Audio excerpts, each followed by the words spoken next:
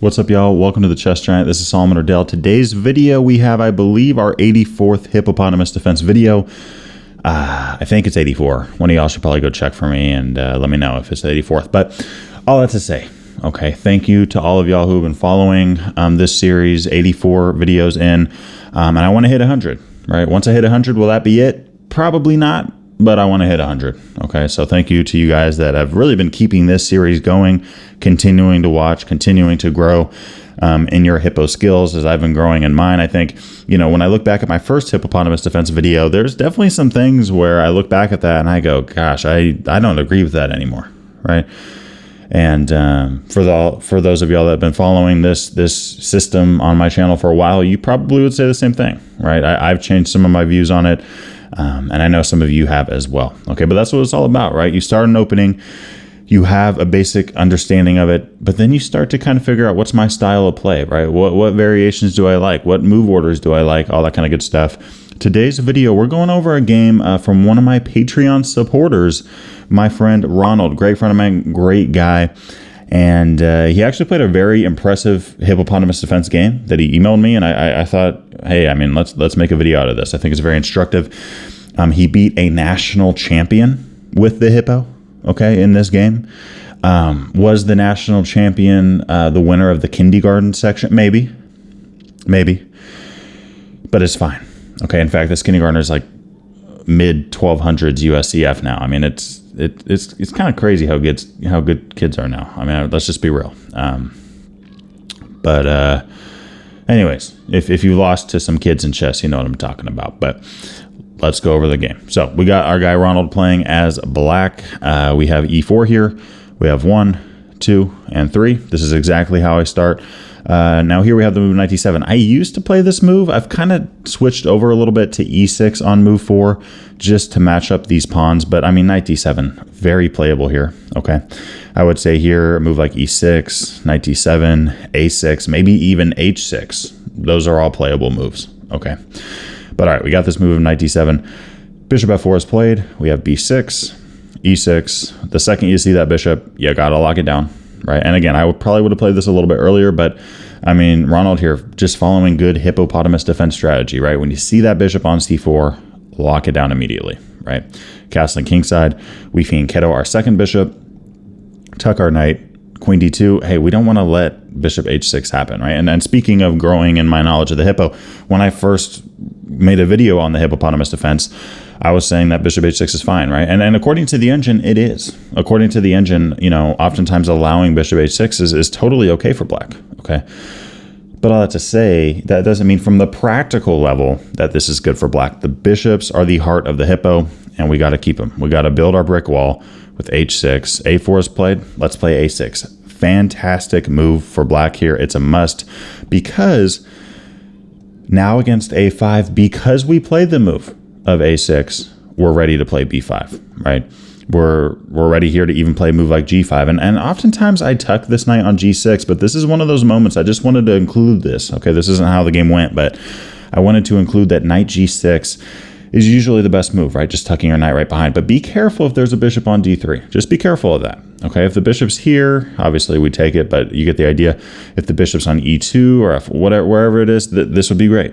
But in this instance, white has e5, and our knight's being attacked, right? This is something that we got to look out for. Now, technically, when we take, right, and they take our knight, the best move here is to actually take their knight on f3, and if a move like g takes, we capture their bishop off, okay? Now, white here could take on e5. It's actually better for white to push with d5, and if they do this, we're up a pawn, and according to the engine, black has a fighting chance here. But I'll be honest, I don't like this. Okay, let me know what you think of this position. Let me know if you would like to get a position like this. I'll be honest, I don't. So that's that. But, you know, let me know what you think of it. You know, the nice thing about the hippo and just chess in general, by the way, is that there's different styles of play, right? Some players are more aggressive. I used to be a very aggressive attacking player. And I still have some of that for sure. But I would say that my style has kind of shifted a little bit, right? I'm not putting a ton of pressure on you right away, trying to win from the get-go. I start out slow, I slowly improve, and I try to slowly build something up. And by the time it's built up, the hope is that it can really catch some steam, right? But that's just my personal style. You have positional players, you have universal players who really don't have a style, but they just try to play the best they can, which aren't we all, right? But that's kind of the basic premise there. All that to say, this is not a position that I would like, but I'm willing to bet that there's definitely some players out there that would like this position for black just fine, because I mean, sure, our pawn structure is in shambles, but so is white's, right? I mean, they got double isolated pawns on an semi-open file and an isolated pawn on h2 as well. Okay, so that's something to think about. All that to say, when a6 was played, okay, you know, we did not see this move of a5. Okay, and again, if you do see a5 here, you can play b5, right? You could kick this bishop. Just be careful about knight g6, right? If you want to avoid that, I think here a better move might be knight c6. I usually stay away from this move because after the move of d5, this e6 pawn is attacked and a queen cannot defend it. But in this case, we relocate our knight. You know, let's say you capture our knight, and then let's say you want to take on e6. That's fine. We take back. This bishop is not going to be able to attack that pawn, and that's what matters, right? I mean, this bishop is simply cut off from this diagonal as we know it. So, yeah, I mean, black here with a comfortable game. Two pretty active fianchettoed bishops. I mean, dark scored bishop, light scored bishop. White's bishops are okay, but I would take ours any day of the week. I also think our knight is a lot better than theirs. And to wrap all that up, we have two central pawns. They have one. And yeah, black's just simply better here, and the engine agrees. So we have this move a6. The game continues with b4, okay? And here we have Ronald playing g5. Great move. Getting tempo, now tucking this knight. Now notice here, we don't have to be worried about e5 because there's no bishop there, right? I mean, if you do play a move like e5, there's so much we can do, including kicking this knight. And notice that this knight really has nowhere to go, okay? At the moment. So, I mean, yeah, black here with a very, very clear advantage. G4 is not the only move there. I mean, we could, you know, take that knight. We could, you know, I wonder if even taking on e5 is okay. I guess the one downside of taking on e5 is that, you know, white could play d5 and go for that pawn, which is a little bit annoying. But taking this pawn is not really something we need to be worried about because of the fact that this bishop will fly in and then this knight will take. But, you know, be aware of that, right? When you take, white can sometimes play d5, and that can be an issue, especially when there's a bishop on c4. But okay, I mean, there, you know, according to the engine, g4 is the best move, just going after that minor piece. Hey, y'all, I really quickly wanted to give a shout out to my friend Gwen, who owns Coastland Creative. Every single video, every single thumbnail that you see on this channel from the very start of it has been edited and designed by Coastland Creative. This also includes my entire website, our new merch line collaboration, as well as my media marketing. All of this has been, you know, done by Coastland Creative. And if you're thinking about starting a YouTube channel, maybe you already have a YouTube channel, but you're trying to take that to the next level, or you run a small business and you're trying to, you know, make your marketing stand out to bigger competitors, Coastland Creative is the place to go to make your ideas real. If you're interested in working with Coastland Creative, all you got to do, go down to the link in the description below, contact Gwen there. And yeah, I promise you that Coastland Creative does amazing professional work in a timely manner, and really just does things, you know, at a high quality level. So all that to say, can't say enough about Coastland Creative. Let's continue with the video. We got this move of knight g6. h3 is played in the game, and we have knight f6. Just transferring this knight over. Ronald here gets it. He understands that in the hippopotamus defense, we're not trying to win this game right away. We don't see Ronald playing crazy moves here like f5, which, by the way, would be a huge mistake for two reasons. Number one, this pawn is attacked by a bishop, so this is automatically eliminated. Number two, this is automatically eliminated because white could take and the rook becomes activated. That's that, okay? But this move of knight f6, just slowly improving. e5 is played, knight h5, right? Just starting to bring these knights over towards the king side of the board. We have e takes d6, knight takes g3, computer move there. And here white plays the move of f takes g3. I just want to point out that, you know, and the reason I point this out is because some of you guys might be thinking, wait, okay, if the knight falls, the pawn is lost for white. So why doesn't white try to win a pawn and then take the knight? Usually this would be a great idea. The issue is that when you took this pawn, which, I mean, good job, you won a pawn. The issue is that your bishop's attacked. You put our queen in a position to simply win a piece. So we're going to take that bishop off. We're +2 here. Black's doing fine. right? More than fine. We're winning. So knight takes g3. In this case, we have f takes. Obviously, a queen can't move like this. So in this case, instead of taking a piece, we're taking a pawn. And we are putting some pressure on d6 as well as d4 and f3. I mean, notice how these bishops are becoming monstrous in this game. They're becoming active. I would say this knight, right now it's kind of compromised by the pawns. But the second one of these pawns fall, that knight is going to get active, right? And we see this, okay? So let's see this move of d5. Well, we now have castling queenside. I think slightly better there for black would be queen takes b4. Due to the fact that this knight and this bishop are both hanging, I mean, technically this is not hanging, but we would have two pieces on it. White would only have one. But all that to say, I mean, I understand why that's a little bit scary because that, pawn takes pawn might look intimidating. So we have castling queenside. Now if you take, I mean, thanks for the queen. We appreciate it.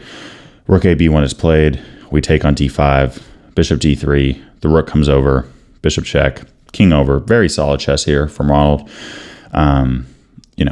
Bishop takes, and we just take back with the pawn.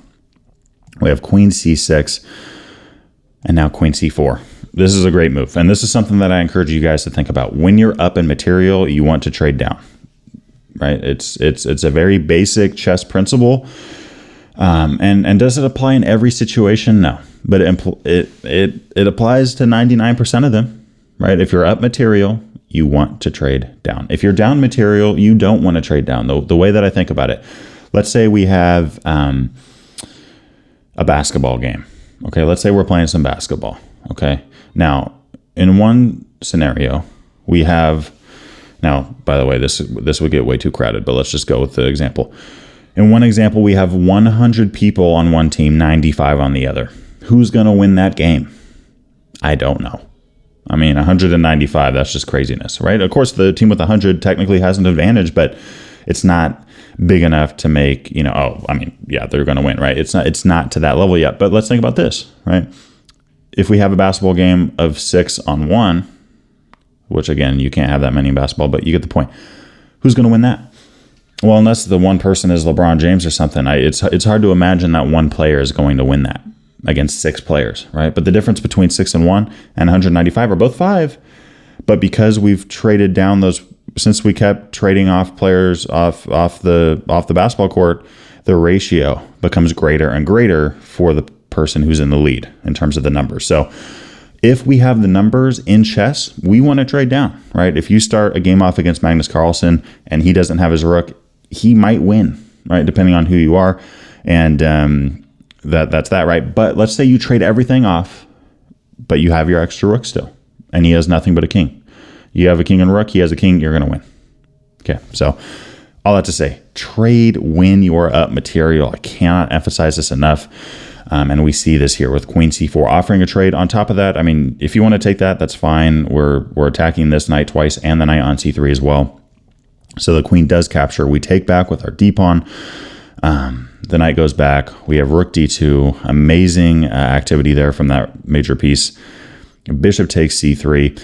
And here there was a slight mistake from Ronald. Not a mistake in the sense of he was losing. He was still winning, completely winning after this. It just took a little bit longer. Here he traded the rook on e1. What he should have played here to win the game a little bit quicker is rook takes g2 a check. The whole idea is that if you go to h1, no matter where this rook moves, it's check. No matter where the rook moves, move it anywhere you want. Okay, probably not there or there because you'd lose your rook, but no matter where you move the rook, it's going to be check because of that light squared bishop, right? If you go to f1, this rook slides over 1, checkmate, that's a ball game. That's it. In the game, though, we take here first, and then Ronald plays rook takes. The reason that this isn't as good is because, well, if he did this earlier and he didn't trade rooks, 1 over, game over. But obviously we don't have the rook now, so we have rook takes g3. Again, completely winning here, just takes a little bit longer. We have another trade. That's great. Take a pawn. King up, offering another trade. Ronald gets it. When you're up material, trade, trade, trade. What's going to happen? Your opponent is either going to keep trading, which is in our favor, which is what happened in the game, or white is going to have to start running away. When you're offering trades and just making natural moves and your opponent keeps having to dodge everything, their pieces are just not going to end up very active. In this case, if rook c3, thanks for the pawn. This is a prime example, right? This rook can't just stay active. No, it has to run away or take, okay? And after takes, I mean, you know, we have all these pawns defended.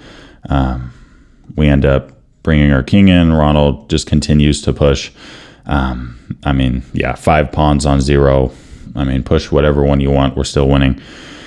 We have the queen. We cut that king off, and this king runs in to finish things off. Okay. Hope you enjoyed this game. Shout out again to Ronald and the rest of my Patreon supporters. I appreciate y'all a ton. And yeah, I mean, Ronald with a good game there. Solid activity. I think he did a great job of kind of exemplifying the fact that in the Hippo, we're just trying to make space. We're trying to make progress. We're trying to trade when we can if we're up material. And, you know, get our king out of dodge when we need to and go from there. Hope you enjoyed it. Hey, thanks for watching today's video. I really quickly wanted to give a shout out to my Patreon community for the month of March in 2024. I appreciate you all a ton. And yeah, if you guys are interested in joining the Patreon community, becoming part of that family, I highly recommend that you go check it out. And I'll see you guys in the next one. Peace.